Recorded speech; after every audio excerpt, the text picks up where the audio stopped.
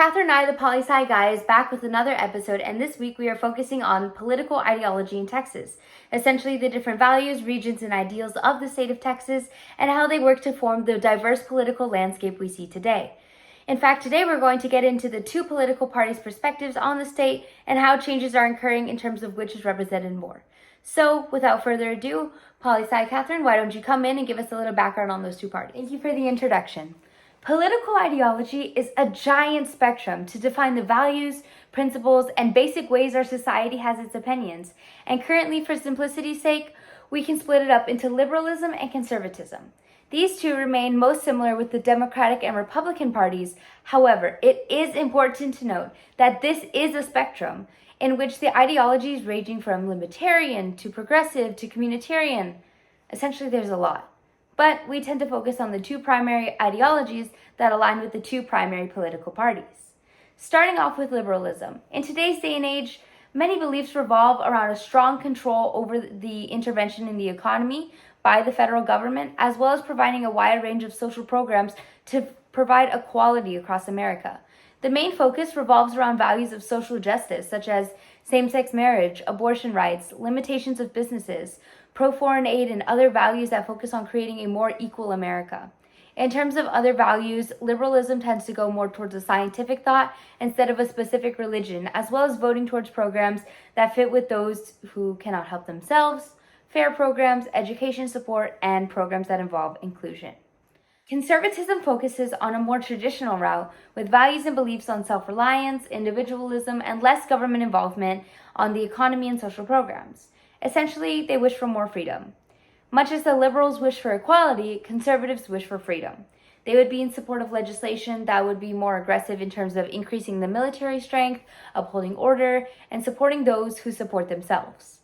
Religion is usually more organized and conventional here, with less support of new social ideas such as the LGBTQ community and abortion rights.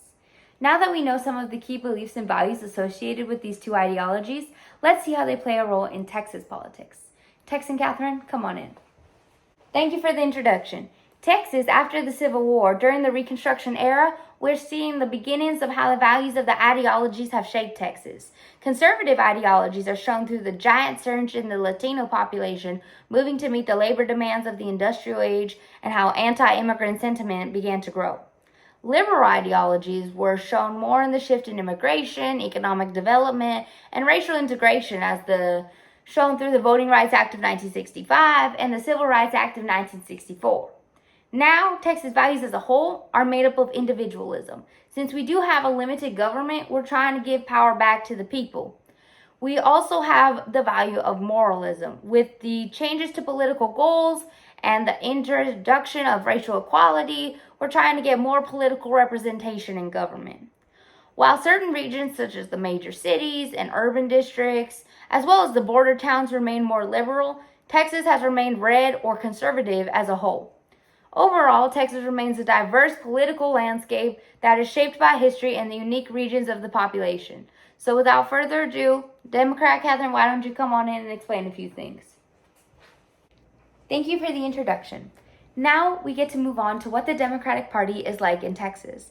So essentially, what are the values, the citizenry, and what recent legislations have passed that reflect more liberal or democratic ideas. But first, we need to understand the different values that the Democratic Party wants to impart on Texas citizens.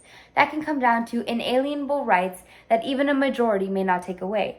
These include the right to cast an unimpeded vote to gain fair representation in the democratic process, the right to quality public education, the right to affordable personal and community health care, the right to unbiased and fair justice, the right to clean and healthy planet, and the right to privacy, as well as avoiding discrimination on the basis of race, ethnicity, national origin, or indigenous sovereignty, religion, disability, gender, sexual orientation, gender identity or expression, and any other unconstitutional grounds. So we can see the Democratic Party is based on equality. As we move on to the recent legislation, we have the Crown Act, which is short for Create a Respectful and Open World for Natural Hair, and it is designed to protect people of color from race-based hair discrimination. Ultimately, the Texas legislature passed the Crown Act in May of 2023 with overwhelming bipartisan support. While it is bipartisan support, the ideals and the values of the legislation itself are more liberal or more democratic in nature. So now that you know a little bit about the Democratic Party, let's learn about the Republican Party. Republican Catherine, come on in. Now let's move on to the Republican Party. The Republican Party, which is the primary political party in Texas, does have certain values and ideas that it wishes to impart upon its citizenry and show through its legislation. Some of the values we currently have include banning Democratic chairs, abolishing abortion in Texas, banning gender-affirming or gender modification surgeries of children, securing border rights, defending gun rights, and banning the teaching of sexual orientation in school. We also have a big business policy in which we support big businesses heavily.